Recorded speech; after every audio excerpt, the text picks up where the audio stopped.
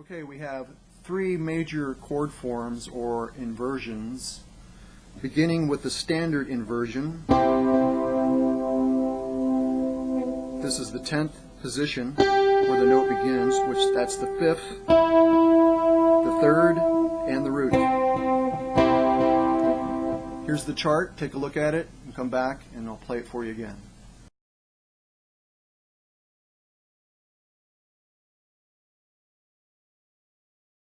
Okay, again, the standard inversion. We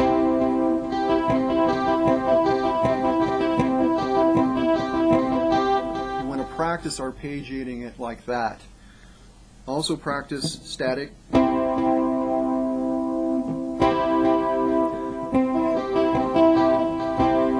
Mix them up and get used to it. Now for the first inversion, it's the 3rd, the 5th, and the root. Here's the chart. Take a look at it, and I'll come back and I'll play it for you again.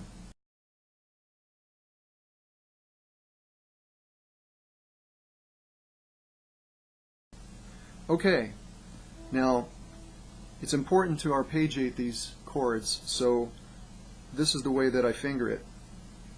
For the 3rd, I'm using my ring finger.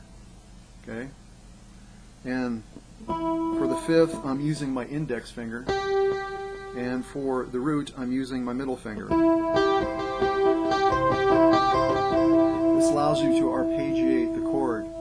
Now, you can play it statically like that and bar these two notes along with that note, and that's cool, but you can't arpeggiate that, obviously, and you don't really need to practice that. If you practice this and get this down where you're comfortable with it, playing it like this is relatively simple in comparison. Okay, so that is the first inversion. Now for the second inversion, we have the 5th, the root, and the 3rd. Take a look at the chart and come back and I'll play for you again.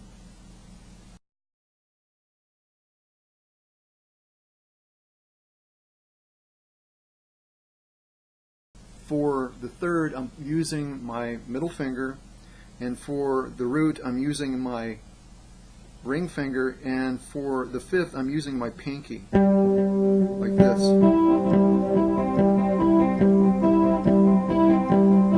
Now the reason why I play it that way is because when I go up on the higher frets, it becomes difficult to be able to play it like this. This is a good way to practice it, but when you're moving up on these higher frets, it starts getting a little tight, and the further you go up, it becomes much more difficult. So if you got a small pinky tip like I do, some people don't, some people have very bulby fingers, but I find it to be a simpler way to play it. It's more difficult to play it this way because your pinky is not as strong, and it's a little bit, mine is anyhow, a bit uncoordinated. So it takes a little bit of practice to get used to it, but I think it's a good way to practice it. This is not about building up speed. It's just about being articulate and being able to voice the chord and make it sound good. You know, that's the whole idea. There we go. Those are the three chord forms. Now what I'll do is I'll come back and I'll show you the extension of those chord forms up the neck so you can practice that as well.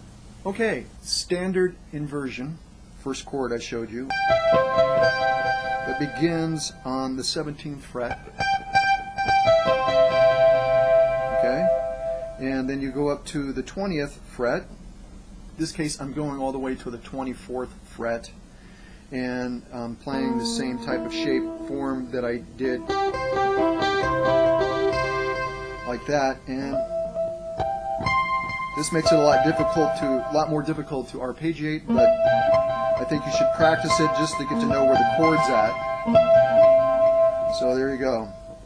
Those are the other two chords that extend up the neck in C major.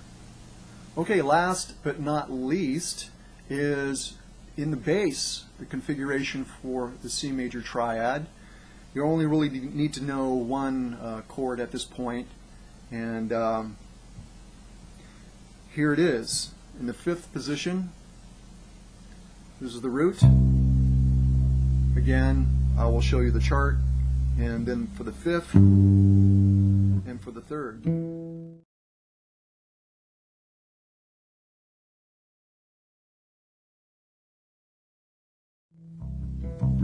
So a good way to arpeggiate this chord is to begin with your index, to the root, to the index, which is the 5th, to the 3rd.